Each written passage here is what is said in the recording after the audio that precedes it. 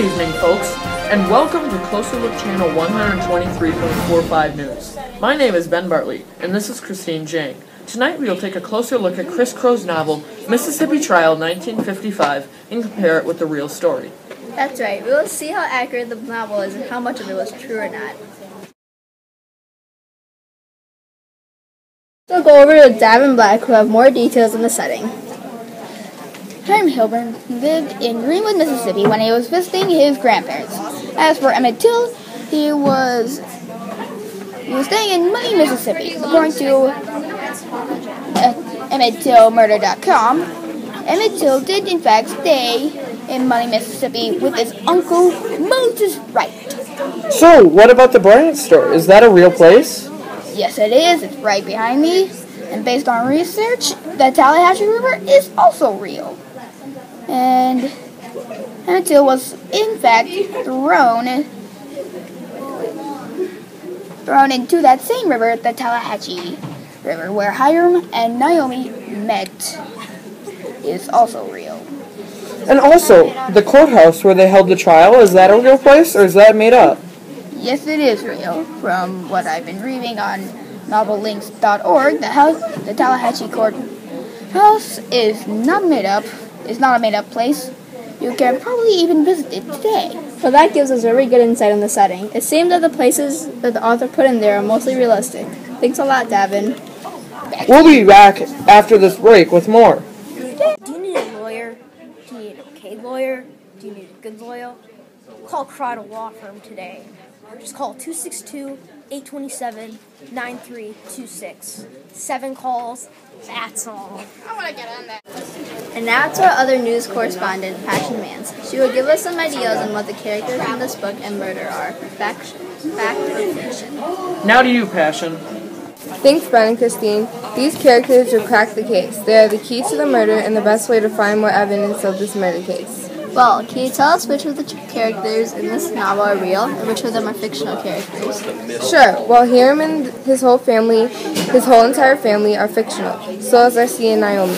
The Remingtons, actually most of the characters, but R.C. was actually based on a real character. He was J.W. Milliam's brother. So, if half the people in the book are fictional, then why put the author in there? That's a good question, Ben. Chris Crow obviously put those characters in there for a reason. And a very good reason indeed. Chris Crow put those fictional characters in so he could add some jazz to the story. He put them in there so we could get more interesting view of Emmett Till's murder. Well, what were the fictional characters supposed to represent? Here represented all those southern people that cared about the freedom of slaves and they weren't evil in a way. Where Grandpa and R.C. symbolized in the South who liked the show African Americans their rightful place. Could you tell us who the real characters in the book are? The only real characters in the story are Emmett Till, J.W. Milliam, Roy Bryant, Emmett Till's mother, and everyone from the trial, like the judge, lawyers, and sheriffs. The author did a very good job of portraying the realistic characters accurately. Well, thank you for that background knowledge on the characters. It really helps during the story to know what characters are like, so you can explain what the characters are like during a story and get a better understanding of what they're doing and why. This truck for sale. Runs like a charm. Minor blood stains on the tires. Only $300. Now to Logan, who will give us some views on the plot of the book and connecting it to this murder. Now to you, Logan. Action. Thank you, Ben and Christine. Today I'm going to talk about the plot of the Mississippi Trial, 1955, and the connections of the story to real life story of the brutal murder of Emmett Till. But before I compare the story to what really happened, I am going to talk about how hard it was to be an African American in the South back then. Mississippi Trial is a very good story that shows the struggles of African Americans in the mid-1900s. The book shows that everyone was not equal. The book showed how people really acted towards others back then. The people really acted like children back then. This shows the reality of the world today. I appreciate the author writing this book, reminding us that racism is not over. So, can you give us a general storyline of the book?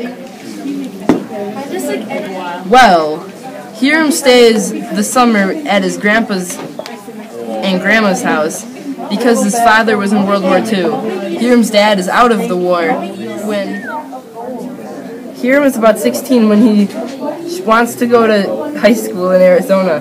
They moved to Tempe, Arizona, and Hiram wants to go back to Greenwood, Mississippi. When Hiram was 16, he traveled back to Greenwood, where he meets a boy named Emmett Till, a cousin of Ruth Ann, a helper of Grandpa's house. He spends his time in Greenwood somewhat quietly until he reads that there was a boy taken by two white men in Money, Mississippi. He knows it is Emmett Till, and he knows him firsthand. He should go, but in the end, he is watching the trial. The trial ends with no jail time for Bryant or Millam. Well, what do you know about R.C. beating up Emmett by the river? Did this actually happen in real life? No, Christine, this did not actually happen in real life, because R.C. is a fictional character. And could you please explain to our listeners about the mysterious third person? Yes, the mysterious third person in the book is Grandpa, but Grandpa is also a fictional character. When we asked Chris Crow, why did you choose to have Grandpa as the third person involved, he said, quote, that came as a real surprise to me too. From the beginning, I had planned that R.C. would be the third man, but I ran into a huge writer's block about halfway through my first draft. When I was outlining and rethinking the plot, it occurred to me that Grandpa, not R.C., was the third man. Wow! That gave me a real shot of creative energy to push through the end of the novel. We've heard in the books about Hiram's relationship with Naomi and his dad. However, based on what we've learned from Passion about the characters, Naomi, Hiram, and Harlan are fictional characters. Why did the author put their relationships in if they're all fictional? I think the author did that to bring out the true meaning of the story and bring out the personalities in each fictional character. Well, thanks for telling us about the plot of the story. And after we come back, we'll have more on the reaction of America after Emmett's death. The Bridge, the only place where you can relax. The Bridge, magnificent, huge bridge. Get your own bridge today. 1999. We are back with more coverage of this terrible murder of a 14-year-old boy on 123.45 News Channel. We will talk about the reactions from this murder. Can you tell me more about the Brown versus Board of Education? What was their time frame in real life? Can you tell me what connected the book to real life in the Brown versus Board of Education? Do you have any quotes to tell? Well, here's a basic overview of the movement. Brown versus Board of Education. The first lawsuit was filed in Topeka, Kansas in 1951 when 13 parents sued on the behalf of their 20 children who wanted to all go to an all-white school. The lawsuit was filed to reverse Topeka's racial segregation in all schools in Topeka and surrounding areas. Kansas was an optional state to enforce the law, and some did and some declined to enforce. The law was required to be split in all of the South, and none in the North, which was Wisconsin, Ohio, New York, Indiana, Illinois, and Minnesota, were forbidden. The law had been enforced since 1879 and was changed in 1951 with the Jim Crow laws. That gives us a good idea on what that movement was. Thank you. Can you explain another important topic going on at that time? Well, the Emmett Till murder case was one of the most important topics that sparked the civil rights movement and the Montgomery bus boycott. Rosa Parks was a major player in the bus boycott and the civil rights movement. Here is more information on her. She was a civil rights movement activist who refused to give up her seat on a bus where a white man was going to take her spot. She, at that time, was the secretary of the president of the Montgomery NAACP chapter, so she wasn't just an unknown person.